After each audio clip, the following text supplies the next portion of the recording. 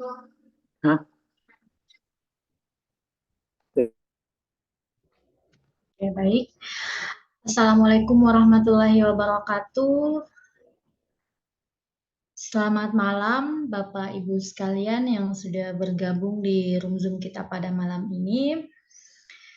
Eh, Baik, Bapak Ibu sekalian, sesuai dengan jadwal hari ini ada materi di hari Kamis pada pukul 19.30 waktu Indonesia Barat. Dan alhamdulillah kita di sini juga sudah bergabung bersama dengan Bapak Kurniawan Ilyas sebagai narasumber kita malam ini. Selamat malam, Pak. Bagaimana kabarnya, Pak? Ya, baik, alhamdulillah.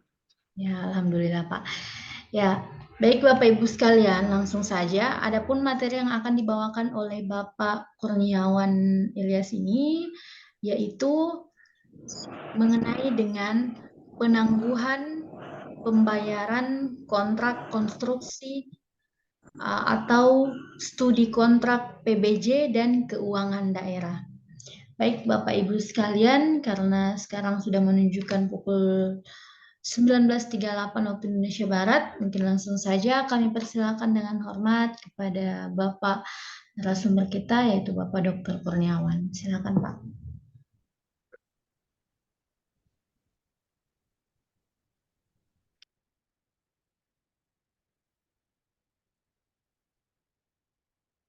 Ya, terima kasih. Assalamualaikum warahmatullahi wabarakatuh. Selamat malam, salam sejahtera. Materi malam ini adalah berkaitan dengan penangguhan pembayaran kontrak konstruksi. Ini bisa jadi studi atau review juga dalam hal kontrak pengadaan barang dan yang dihubungkan dengan keuangan daerah. Ya. Materi ini berangkat dari sebuah kasus juga, kasus di sebuah daerah lah, mana materi ini ada sejumlah penyedia yang menuntut pembayaran kontraknya untuk dibayarkan pekerjaannya sebesar 100% di tahun sebelumnya. Tuntutan ini berupa keberatan ataupun klaim atas utang. Jadi penyedia ini menyampaikan bahwa sebuah pemerintah Z misalnya memiliki utang. Nah, ini yang memang harus diperbaiki jalan pikiran dari penyedia. Di penyedia ini atau rekanan ini memang menuntut bahwa ada terjadi utang antara penyedia atau rekanan itu sendiri dengan pemerintah atau PPK, pejabat pendanaan kontrak.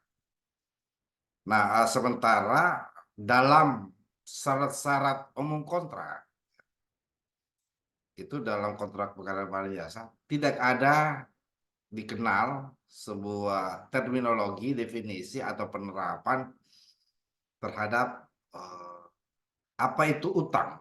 Jadi pemerintah tidak pernah melakukan perutangan dengan penyedia dalam hal kontrak pengadaan barang dan jasa itu sendiri.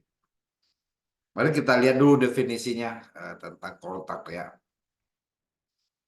Kontrak ini ya adalah perjanjian tertulis ya, antara pengguna anggaran, kuasa pengguna anggaran atau pejabat pembuat komitmen dengan penyedia barang atau garing jasa atau pelaksana swakelola. Nah, tidak ada satupun di dalam peraturan tentang pengadaan barang dan jasa mulai dari Perpres 16 2018, Perpres 12 tahun 2021, termasuk lampirannya. Kalau lampiran 1 ya tentang barang jasa, ya, barang jasa lainnya atau jasa konsultansi non konstruksi. Kalau di lampiran 2 dia berkaitan dengan jasa konsultansi konstruksi dan pekerjaan konstruksi, dan lampiran 3 untuk pekerjaan, ya lampiran 3 ya di peraturan LKPP nomor 12 tahun 2021 tentang pekerjaan teknik kreasi. Sementara di lampiran 2 itu terdiri dari varian 4 ya, varian 5 dan varian 6. Varian 4 itu terdiri dari 16 varian atau pengaturan dalam pengadaan barang dan jasa. Di varian 5 terdiri dari 28, di varian 6 itu adalah terdiri dari 4 gitu. Dan semua dalam syarat-syarat khusus kontrak itu tidak dikenal, tidak mendefinisikan, tidak mengatur terhadap utang. Nah, dalam hal pekerjaan, ya, pekerjaan yang ditagihkan oleh penyedia, yang menurut pejabat penanganan kontrak ini dalam hal ini PPKK atau PA atau pengguna anggaran atau kuasa pengguna anggaran dapat menangguhkan pembayaran. Jadi dia disebut penangguhan. Jadi bukan semacam utang. Kalau utang itu ada proses pinjam meminjam. Sementara ada 3 kemungkinan. Penyedia sudah diberikan uang muka. Penyedia sudah diberikan termin. Ataupun juga penyedia sudah diberikan suatu jaminan pelaksanaan. Sehingga ada jaminan uang muka dan jaminan pembayaran. Sementara kalau kita bicara definisi penangguhan ini, kita bisa lihat di syarat-syarat umum kontrak adalah pejabat penangguhan kontrak dapat menangguhkan ya. Jadi penangguhan ini menangguhkan setiap ansuran prestasi pekerjaan penyedia. Jadi penangguhan ini dimaksud adalah PPK dapat menangguhkan pembayaran setiap ansuran prestasi. Jadi apa yang dimaksud setiap ansuran prestasi kita bisa lihat ya, berarti setiap bobot ataupun volume atau kuantitas ataupun output yang sudah ditetapkan dalam kontrak. Setiap, jadi berarti setiap itu ada bagian-bagian tersendiri atau bagian-bagian yang lain. Misalnya bobotnya 30%. Berarti pembayarannya ya, paling tinggi 30%. Tidak boleh lebih dari prestasi pembayar tidak boleh dari prestasi pekerjaan. Tapi syaratnya adalah kalau ditangguhkan jika penyedia, syaratnya ini jika penyedia gagal atau lalai memenuhi kewajibannya.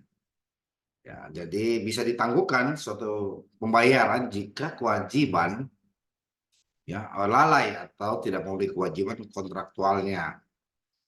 Termasuk juga ya pada saat penyerahan setiap hasil. Jadi setiap hasil, jadi hasil output atau volume atau kuantitas setiap prestasi, angsuran prestasi itu dapat ditangguhkan ya kalau dia gagal atau lalai memenuhi kewajibannya. Maksud setiap penyerahan pekerjaan sesuai dengan waktu yang telah ditetapkan. Misalnya pada saat jadwal pelaksanaan, di mana jadwal pelaksanaan volume atau kuantitas termasuk outputnya itu. Misalnya sudah waktunya di bulan tersebut misalnya, kalau dia bulanan ya atau dia termin berdasarkan jadwal sudah waktunya bobot volume angsuran prestasi pekerjaannya itu 30%. Sementara dia belum memenuhi, maka kita lakukan penangguhan pembayaran. Artinya tidak membayarkan karena memang dia tidak memenuhi karena dia gagal gitu. Jadi pengertian ini adalah setiap ansuran ditangguhkan gitu. Bagaimana kalau pekerjaan itu sudah selesai? Nah, kita lihat kalau ada tindakan menangguhkan. Kriterianya adalah pembayaran setiap ansuran, berarti setiap prestasi sebenarnya. Kondisinya adalah ya tadi penyedia gagal memenuhi kewajiban kontraktual, termasuk juga penyerahan setiap hasil pekerjaan. Sehingga ya sebagai PPK, pejabat pembuat komitmen, termasuk juga kalau APIP diminta review, ya tentu kita lihat apakah setiap prestasi ini dia sudah penuhi gitu. Sehingga kita teguhkan. Nah, bagaimana sudah 100%? Ya, kita lihat semua tahapan atau dokumentasi dari PPK. Kalau kita posisi sebagai APIP, kita lihat dokumentasi dari PPK. Apakah setiap ansuran prestasi yang dimaksud adalah volume bobot yang sudah ditetapkan berdasarkan waktu dan jadwal pelaksanaan pekerjaan. Apakah dia sudah penuhi atau tidak? Kalau tidak penuhi, maka sebenarnya tadi gagal, agak atau lalai kewajibannya. Ya, itu yang paling penting. Jadi APIP juga tidak langsung serta-merta ada tagihan permintaan review, permintaan audit ketaatan, ya, audit ketaatan itu sendiri langsung merekomendasikan terhadap dilakukan pembayaran. Harus periksa lebih dulu setiap ansuran prestasi. Kalau setiap ansuran prestasi sudah penuhi berdasarkan jadwal pelaksanaan pekerjaan, maka dia sudah penuhilah kewajiban kontraktual karena dia disebut setiap ansuran. Lalu bagaimana kita tarik di tentang keuangan daerah ya? Kita lihat di PP 12 tahun 2019 itu sendiri tentang pengelolaan keuangan daerah tegas ya. Ada dua jenis yang sifatnya perutangan gitu. Pertama pinjaman daerah. Pinjaman daerah berarti daerah yang melakukan pinjaman. Jadi kalau bicara pinjaman daerah itu adalah semua transaksi yang mengakibatkan daerah menerima sejumlah uang. Jadi kita pinjam, jadi bukan apa yang ditagihkan oleh rekanan itu sendiri, ya, rekanan itu sendiri, memang bukan sebagai pinjaman, karena mengakibatkan sebagai penerimaan. Sementara ada pengeluaran-pengeluaran yang dikeluarkan oleh daerah, misalnya uang muka dan sebagainya, atau menerima manfaat. Jadi kategori ini, ya, kelas ini sudah pasti bukan disebut sebagai utang, karena dalam kontraktual itu sebagai utang, karena semua transaksi menerima sejumlah uang, menerima manfaat. Sementara daerah tidak menerima manfaat, jadi ini kategori bukan pinjaman daerah. Itu rumusannya ya, bukan kewajiban membayar kembali gitu. Jadi tidak ada proses pinjam. Pinjaman daerah ini kan banyak macam ya. Yang selanjutnya utang. Ini utang ini jumlah uang yang wajib dibayar pemerintah daerah atau kewajiban pemerintah daerah yang dapat dinilai berdasarkan peraturan perundang dan perjanjian. Nah, apakah ya kontrak aktual itu adalah semacam ya kewajiban yang dinilai dengan uang yang berdasarkan perjanjian. Kita lihat kriterianya. Pertama ada jumlah uang. Apakah kita meminjam ya uang? Ya tentu tidak ya. Yang kedua wajib dibayar. Wajib dibayar ya tentu ya namanya utang ya. Ya dapat dinilai uang. Nah, apakah sebuah pekerjaan konstruksi misalnya ya dapat dinilai uang? Iya dapat dinilai uang. Yang kedua peraturan perundangan, perjanjian dan lain-lain. Pertanyaannya adalah di dalam kontrak tadi seperti tadi. Di dalam kontrak tadi tegas ya. Tegas. Jadi gitu ya. Jadi tidak ada namanya utang. Yang kedua ya yang disebut adalah penyedia.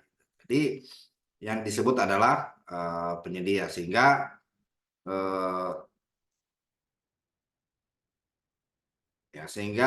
dia tidak kategori sebagai utang. Jadi betul wajib dibayar tapi dapat dinilai. Sementara definisi di dalam kontrak ini itu penangguhan. Jadi tidak ada disebut dalam kontrak itu adalah utang. Bisa searching sampai 1 malam, 1 hari, 1 tahun. Tidak ada dalam kontrak disebut utang. Sebab kontrak itu dirumuskan berdasarkan definisi yang ada dalam kontrak. Ya, bukan dalam ketentuan yang lainnya. Jadi dalam kontrak itu kalau dia utang, ya ada semacam pinjaman. Jadi ceritanya betul ada perjanjian, benar, tapi dia bukan kategori utang. Jadi kalau di pengelolaan daerah ya Permendagri 77 tahun 2020, bahkan di Permendagri 77 tahun 2020 disebut pihak ketiga. Nah ini harus kembali diperbaiki Permendagri ini, ya, Permendagri ini. Karena Permendagri 77 tahun 2020 dia disebut pihak ketiga. Mari kita lihat. Jadi kalau pinjamannya penerimaan pinjaman ini ya semua transaksi ini kita lihat ya. Semua transaksi yang mengakibatkan menerima sejumlah uang. Jadi atau menerima manfaat yang senilai dengan uang. Memang kontrak pengadaan barang jasa adalah ya transaksi menerima sebuah uang, tapi dia ya disuruh untuk mengembalikan gitu. Pertanyaan kemudian adalah kalau dia sebagai transaksi, kita hapus lagi. Ya, kalau dia sebagai transaksi maka ada transaksi pinjam meminjam. Kita minjam sebuah barang atau sebuah uang atau dinilai sebagai uang yang dimana kewajiban kita mengembalikan. Sementara dalam kontrak pengadaan barang dan jasa itu sendiri dari definisinya kita sudah lihat, ya, kita lihat lagi definisinya.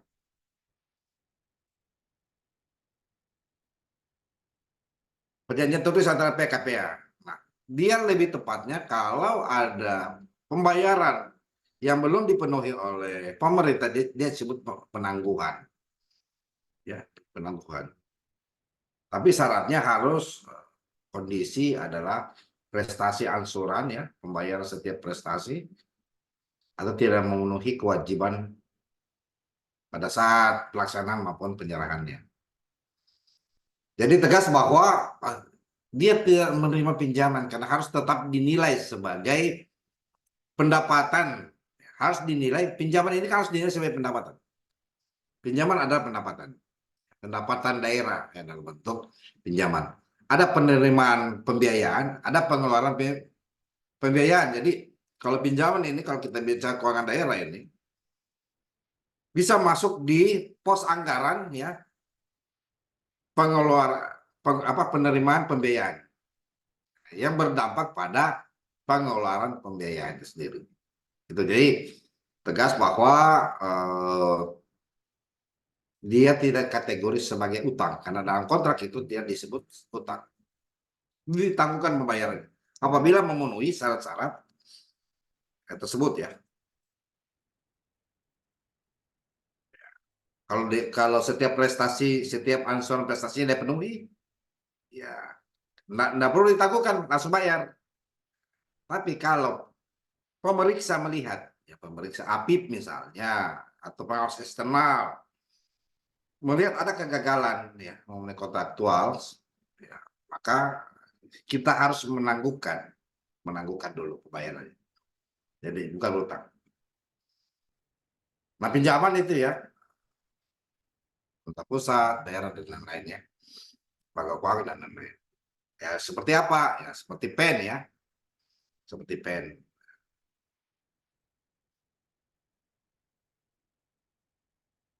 Ya, itu. Gimana?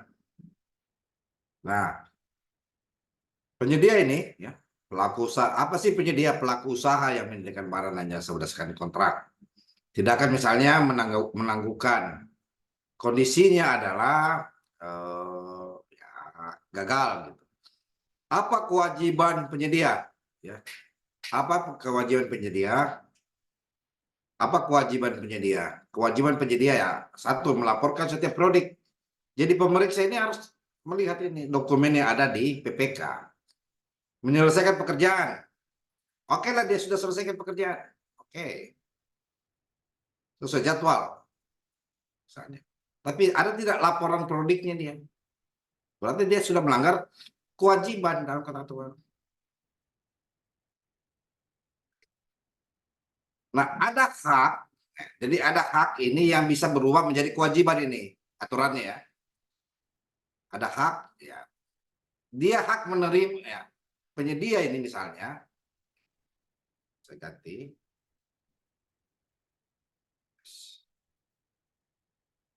Penyedia ini ya, berhak ya, menerima pembayaran atas prestasi dalam kontrak. Jadi pengguna anggaran PPK wajib membayar. Namun ada kewajiban, ya, ada hak yang bisa berubah menjadi kewajiban. Ya salah satu jadi. Yang kedua apa? Termin, ya, termin ataupun apa ya? Ditambah termin MC ya, MC pembayaran berdasarkan bulanan. Itu gitu. Jadi ada iya itu hak dia mau tarik atau tidak. Tapi menjadi kewajiban ya. Kalau kita melihat pasal 1238 Koper Data, debitur dinyatakan lalai ya, dengan surat perintah atau akta sejenis atau berdasarkan kekuatan dari perikatan sendiri, yaitu biar perikatan ini mengakibatkan debitur harus dianggap lalai karena lewat waktu yang ditentukan. Ya, sudah lewat waktu, sudah ada waktu untuk termin dan tidak lakukan termin. Berdasarkan pasal 1238 Koper Data adalah dia hak menjadi kewajiban dia. Hak menjadi kewajiban. Jadi dia berubah. So, ya.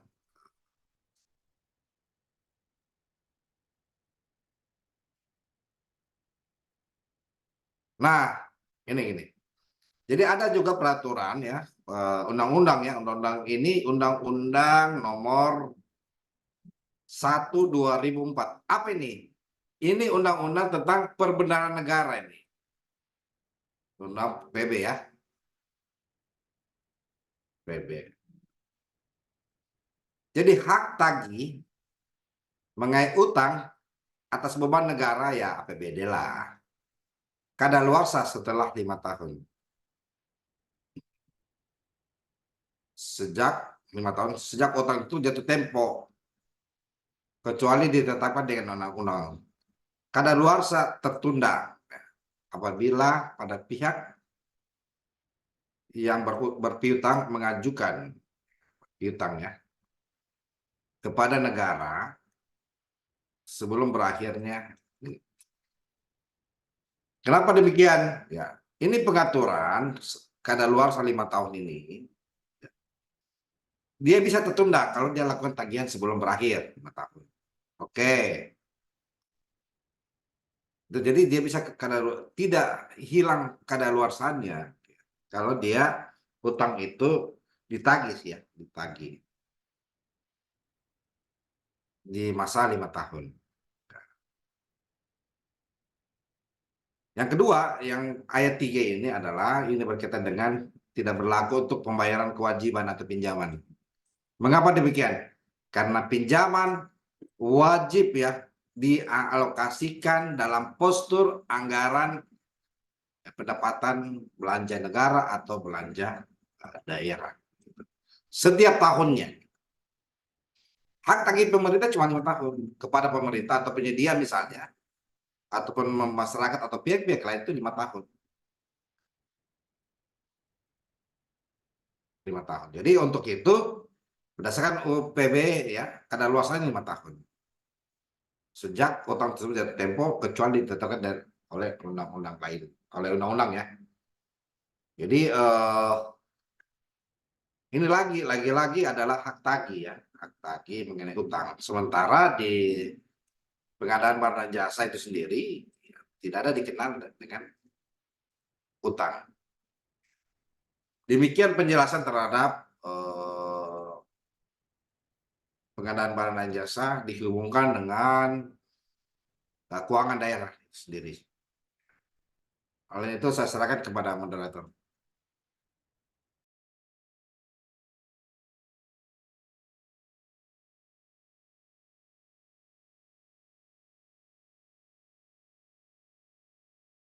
Ya, silakan.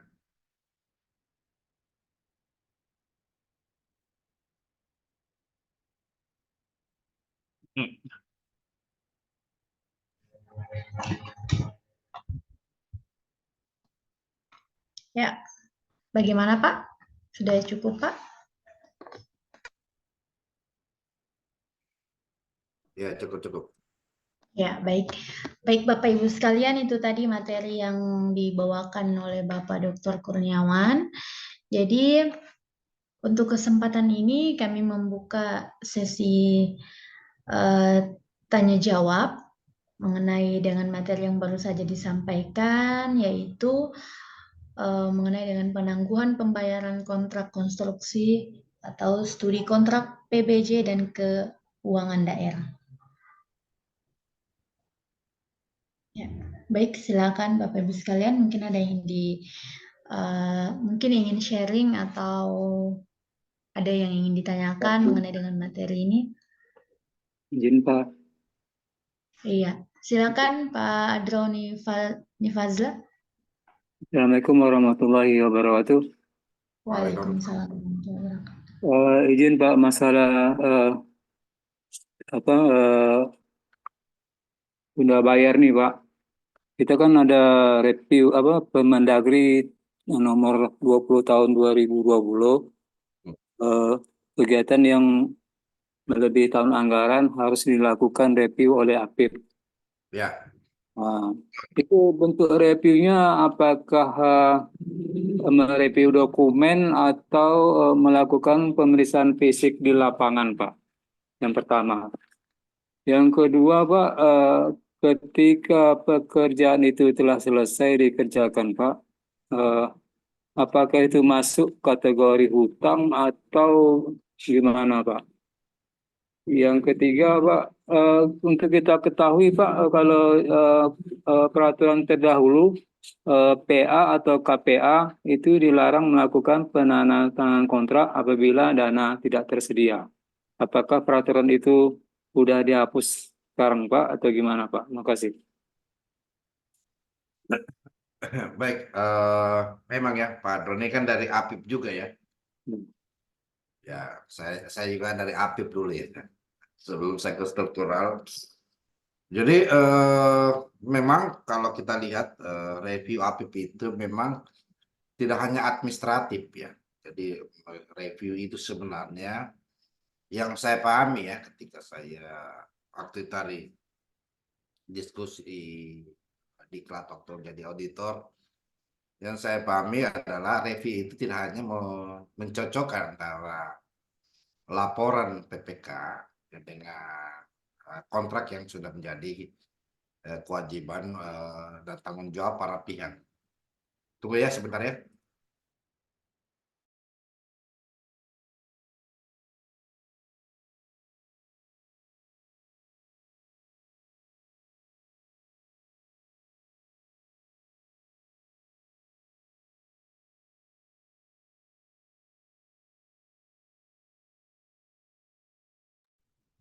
Ya, bagaimana Pak Kurniawan?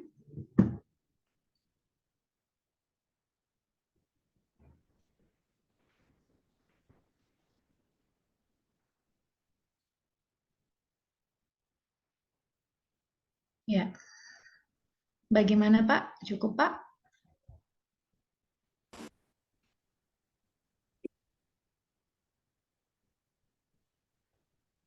Ya.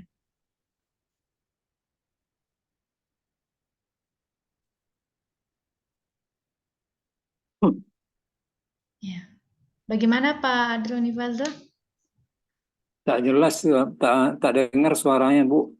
Iya Pak, mungkin jaringan dari Pak Kurniawan ini lagi ini ya. Baik, kita tunggu dulu beberapa menit ya. Bagaimana Pak?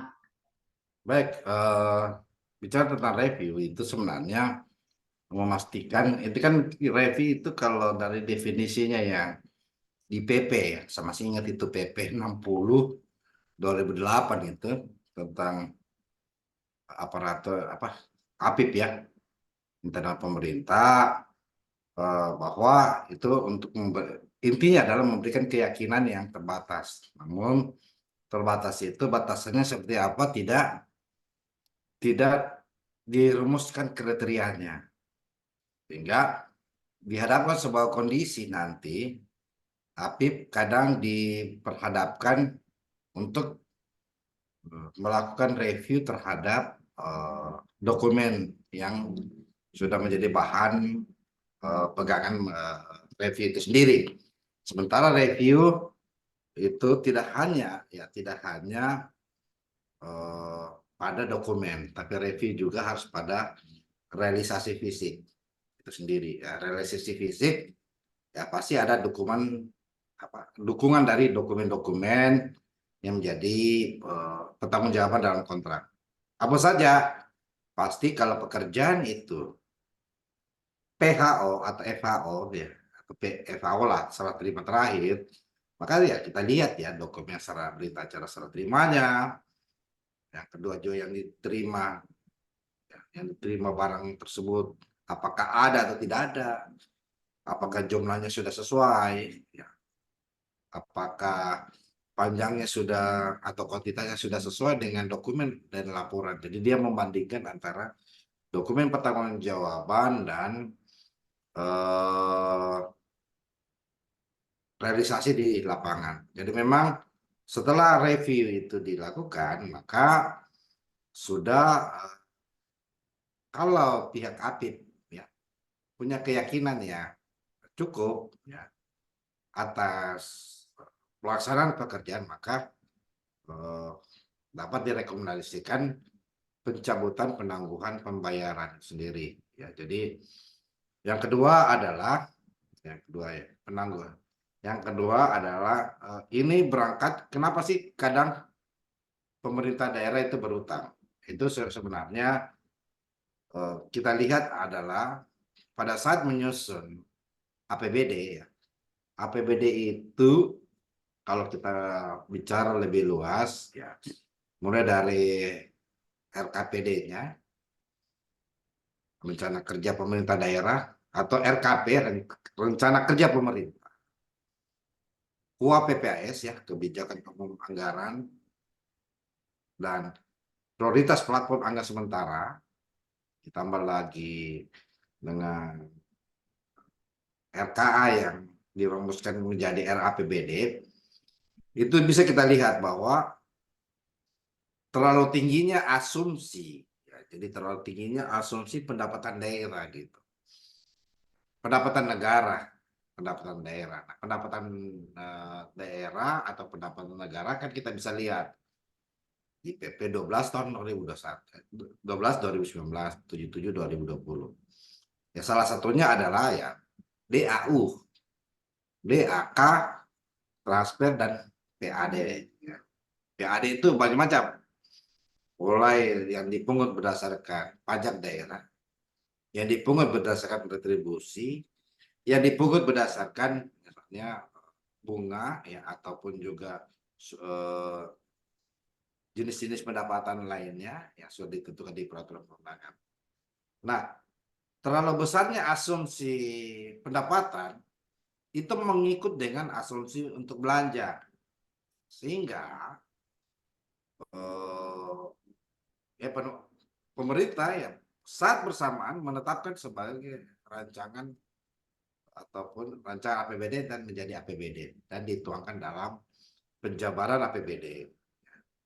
Untuk itu sebenarnya tugas APIP sebenarnya kalau di Permendagri 10 yang tentang 2018 tentang PKPT itu sendiri, kan reviewnya itu pada saat mulai dari RPJPD, PJMD, RKPD, PPAS, dan RKA itu sendiri, itu tugas dari APIP untuk memastikan apakah rasionalitas atau kewajaran ataupun asumsi yang ditetapkan atau dirumuskan dalam bentuk dokumen anggaran ya, dokumen anggaran. Kalau dokumen perencanaan kan yang kita ketahui RPJPD, RPJMD dan RKPD. Kalau dokumen anggaran adalah buah PPAS, surat edaran kepala daerah, Renja, ya, termasuk juga RKA itu sendiri.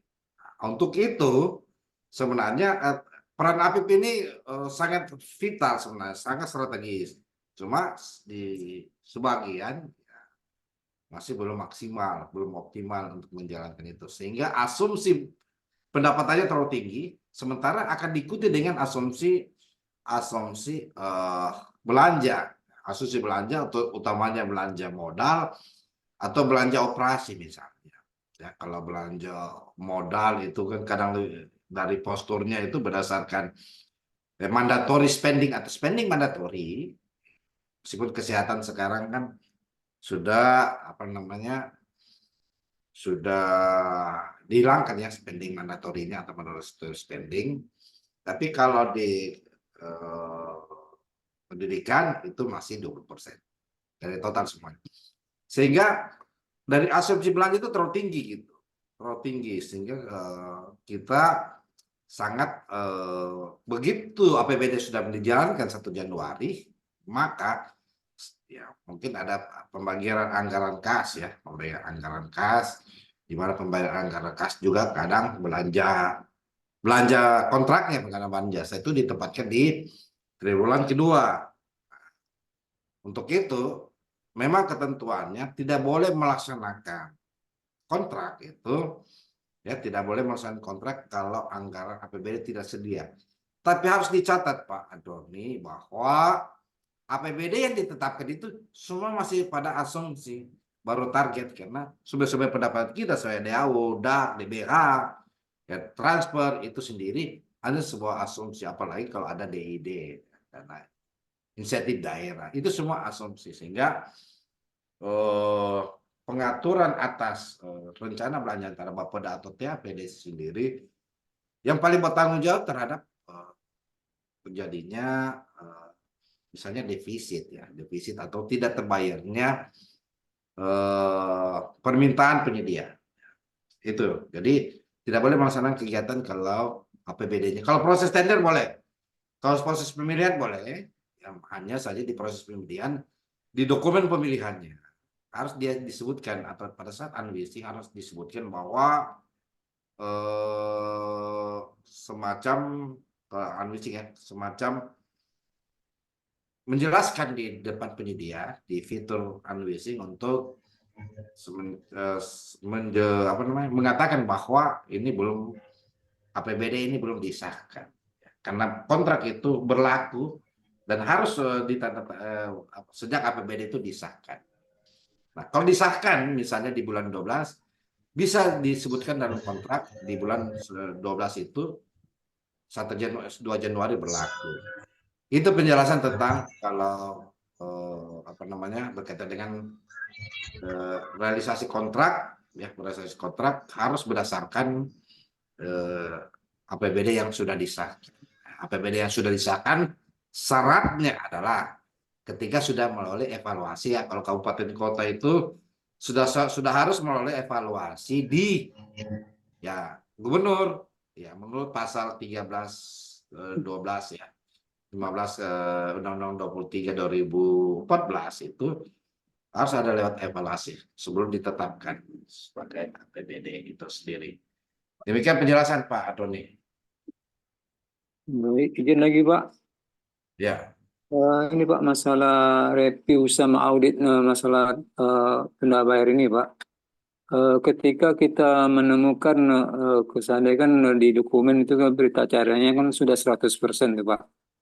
Ketika kita pemeriksaan fisik itu berkurang tidak sesuai dengan berita acara, apakah bisa kita rekomendasikan sesuai dengan pemeriksaan review itu Pak?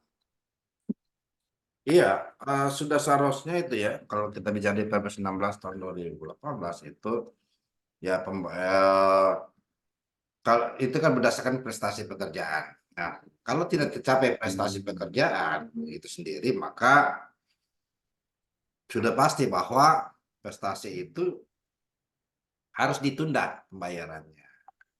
Nah, ditunda pembayaran itu untuk dalam jangka waktu 5 tahun gitu.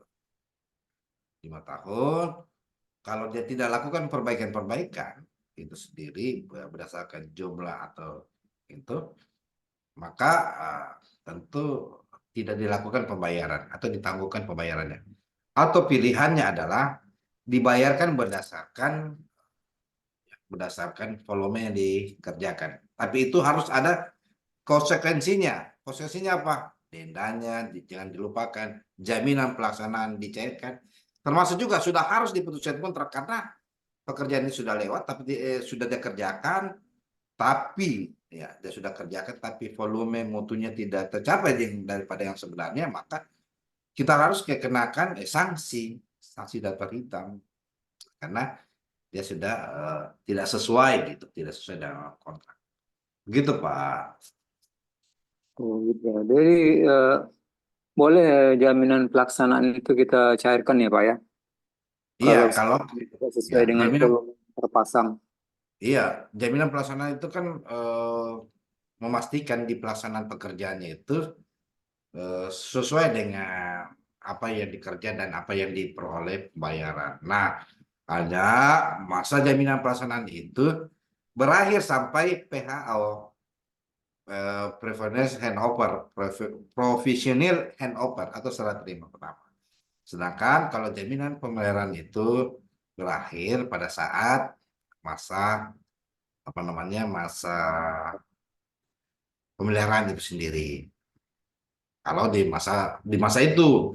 Namun kalau sudah selesai kontrak, sudah selesai masa waktu pekerjaannya, maka ya sisa kita denda saja atau sanksi daftar hitam. Dendanya ya tadi kekurangan atau cacat mutu atas setiap pekerjaan yang dia timbulkan. Bisa dilakukan itu.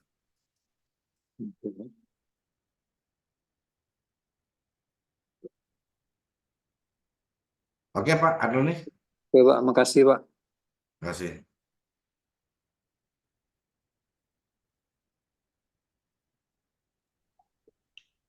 Oke, baik Pak. Bagaimana Pak Droni? Cukup Pak? Cukup. Ya, baik. Baik, terima kasih Pak Droni untuk pertanyaannya. Baik, Bapak Ibu sekalian, mungkin masih ada yang ingin bertanya?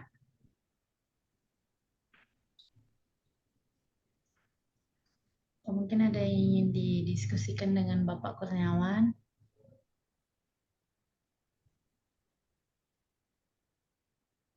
Cukup mungkin ya, mungkin. Oke, baik Pak. Ya, ada closing statement yang mau disampaikan Pak?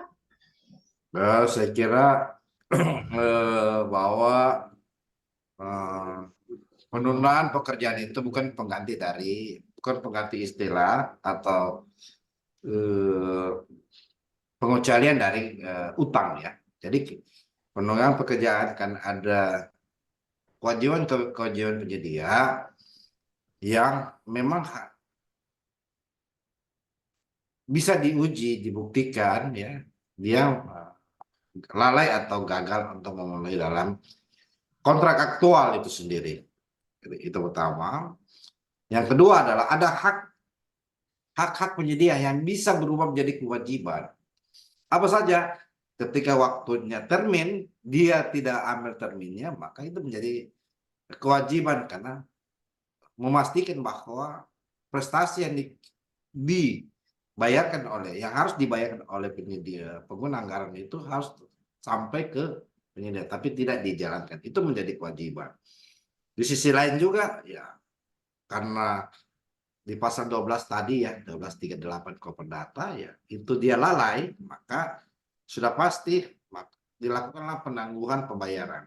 Dan catatan, ya tentu ada review dari APIP, menurut saya Permendagri tadi ya 22 ya, 20.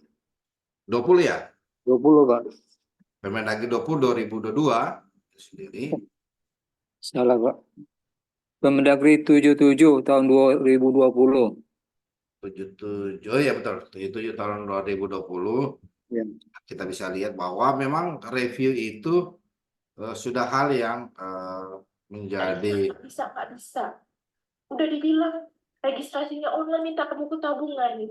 ya, jadi sudah menjadi tanggung jawab dari APIP itu sendiri ya ketika review utang. Jadi sebenarnya sih kalau untuk pengenalan jasa harus didefinisikan kembali ya, didefinisikan kembali Permendagri itu apakah itu utang atau penangguhan. Kalau utang sudah pasti bukan dalam hal kontrak pengadaan review ya.